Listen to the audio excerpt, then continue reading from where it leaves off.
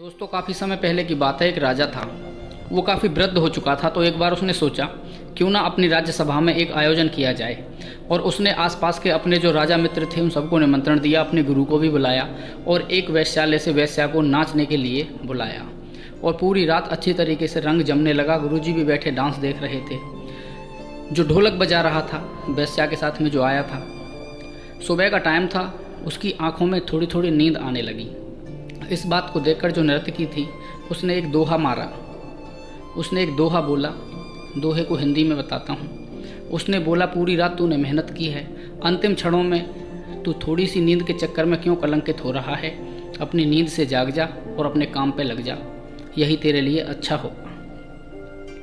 तो उसकी समझ में ये बात आ गई तो वो जाग गया। लेकिन वहाँ पर जो लोग और भी थे, इस बात को सबने अपने अपने नज़रिए के हिसाब से, अपनी अपनी सोच के हिसाब से अलग अलग अर्थ निकाला। तो जब अच्छी तरह से वहाँ पर वो चल रहा था प्रोग्राम, तो राजा ने उस नर्तकी के ऊपर से वार कर 100 मोहरें अपने गुरु को दी थी। तो गुरु ने जब उसके मुंह से ऐसी बातें सुनी तो पूरी की पूरी मोहरें उसने, जो गुरु थे, उस नर्तकी को वापस कर दी, नर्तकी को दे दी। अब नर्तकी ने वही बात फिर दोबारा से बोली। अब इस बात को सुनकर जो वहाँ पर राजा की लड़की खड़ी थी, उसने अपने गले का हार उतारकर उस नर्तकी को दे दिया। उसने फिर से एक दोहा वही बोला, वही बात दोहराई नर्तकी ने। तो राजा का जो लड़का था उसने मुकुट उतारकर उस नर्तकी के चरणों में समर्पित कर दिया।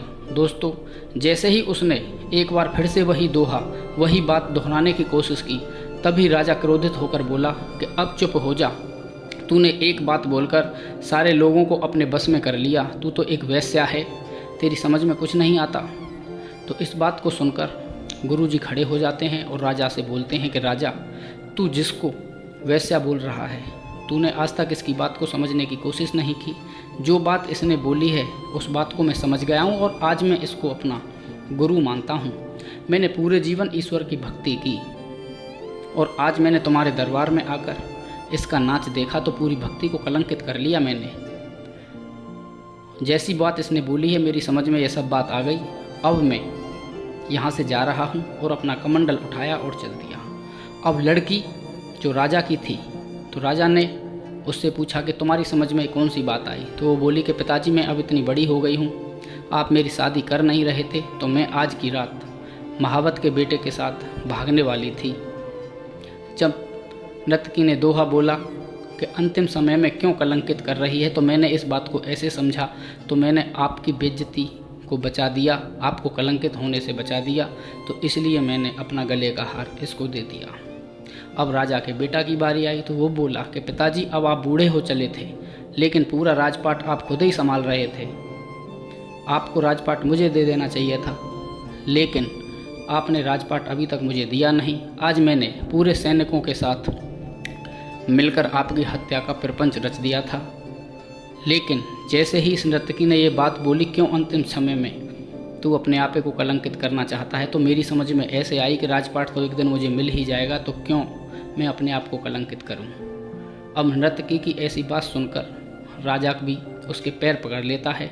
उसकी समझ में आ जाती है कि पूरा जीवन ऐसे ही निकल गया। तो उसने मोह माया त्याग दी और अपने बेटे को वहाँ का सिंहासन सौंप दिया और खुद वनों में चला गया। अब जो नर्तकी थी, जब सारे लोगों के ऐसे विचार उसकी समझ में आए तो वो बोली, मैंने पूरा जीवन ऐसे ही कर्म में निकाल दिया, नर्तक में निकाल दिया, वेश्यालों में निकाल दिया। अब मैं भी इस काम को छोड़कर भगवान की भक्ति में लग जाती हूँ। दोस्तों, बात एक ही होती है, कहना एक ही तरह का होता है, समझाया एक ही तरीके से जाता है, लेकिन हर इंसान एक ही बात को अलग अलग रूपों में समझता है। ऐसे ही सफलता का सिस्टम होता है।